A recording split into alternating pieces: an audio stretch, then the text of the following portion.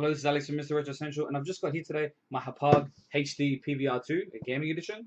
I've been waiting for this for a while in the mail now, and I just wanted to unbox it and do like a bit of a guide on how to set it up, how to set up the cables and get it running and all that kind of stuff. Okay, so here's the box. Now, of course, I was saying before, in front of the box here, on this side here, it's just got some quick setup guide of basic setup. On the back, it has more information about it. On here, it has some software requirements and all that kind of stuff, but we don't really need to read that stuff. So we're just gonna get right to opening it.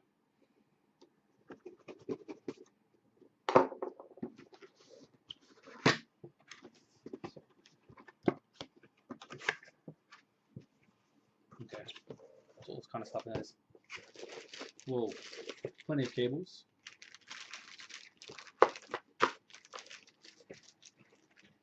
So this would be your composite cables, I believe, for the PS3. We've got an Xbox one here.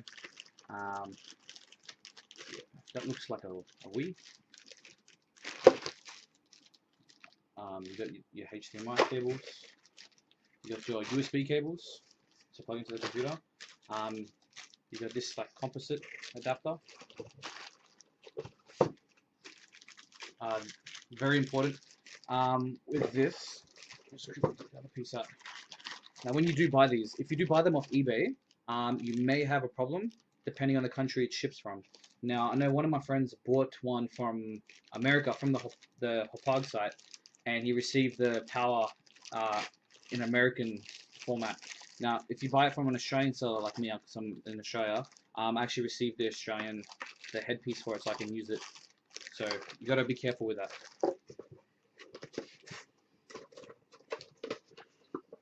Here in the middle, we got some CDs, warranty, quick installation guide.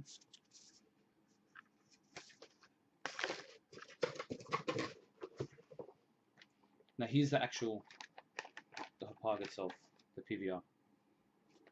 So let's just put this box aside. Just don't really need to look at it no more. These cables aside.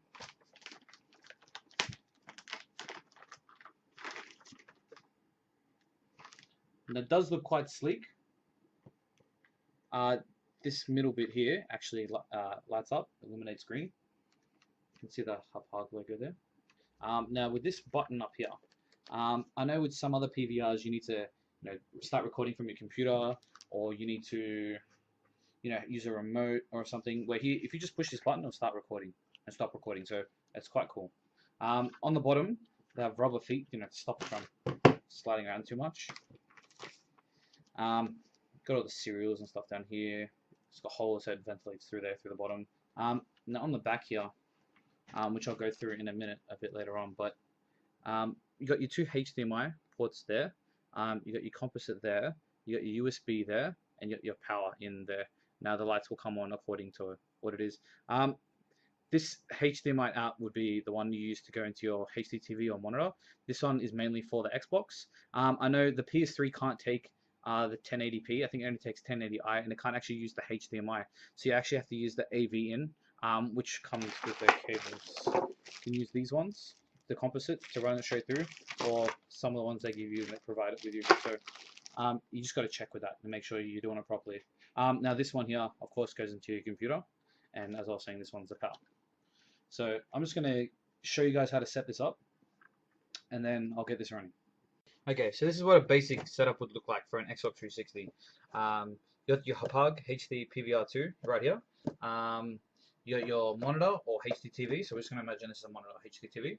I'm just using my computer monitor as just to show you guys as an example.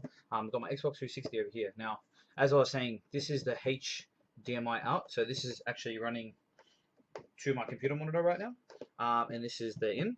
So this is actually running to my Xbox 360 right now. Now another few things which I haven't got plugged in, which I'm going to show you quickly, is of course you got to remember your power, which goes into there, and you got to remember this cable, which I haven't got plugged in right now, which goes into there and goes into your PC.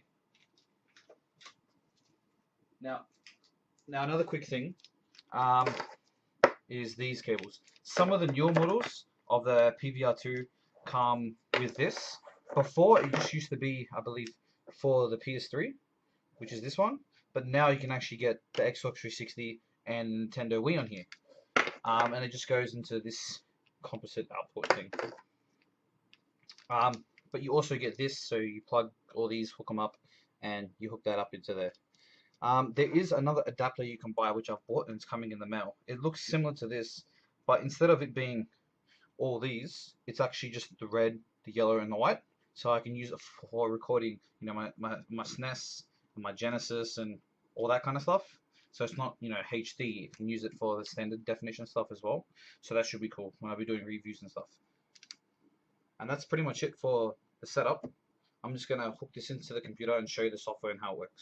So once you've got everything hooked up, what you want to do is you can use the ones off the CD, fair enough, but I found a lot of people are having problems with using the CD, like they're getting an error message saying the device is being used by another more other software or whatever. They're getting that error message. So I actually got it at first as well. Now what I did was I just downloaded the latest the driver, which is this one here, and it's a small little file, and then I actually downloaded the new software for the Showbiz. This one was a bit bigger, but yeah, pretty much there you go. And then once I installed them and I power cycled the PVR and everything was working, so it worked that well and it worked for me. So if you're suffering from that problem, you just want to do that. So once everything's all good and working for you, you want to load up Showbiz, also known as TME. Some people call it TME. With this edit and produce, I don't really use any of this stuff because I use Sony Vegas. You can use this if you want if you don't have Vegas, but I prefer to use Vegas. So you want to, this is what I use, just the capture pretty much. So you want to hit that, wait for it to load. It's picked up your source here. It's loading my Xbox desktop now. So you want to make sure it's that one and not something else like your webcam or whatever. So I'm using the HDMI to HDMI, the inputs. So I found it's a lot better for the Xbox if you can use those other composite cables. I found the HDMI was a bit better. With device settings, I left them. It's not really much you can do, but I left them the way they were. With format settings, I did change a bit, but not much. I kind of kept the default. Now in here, you can change like the aspect ratio and it like scales your video, your resolution down. So you could play it 1080, but it'll scale it down to a 720 video. I just left it at 1080. You can do all that editing elsewhere, or if you want to make it small, you can do it here. It's up to you. But I just left it the way it was. With video encoder, I just wanted to push these to 14, both of them. Yeah, for bitrate and peak bitrate. That's the only thing I kind of really changed. Other than that, yeah, I didn't really change much.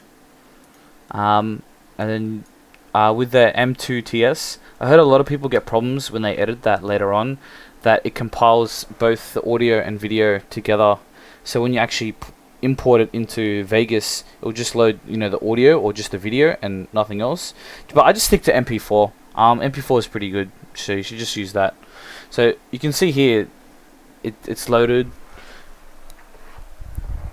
I can go across the menus and stuff, and you'll see that as well.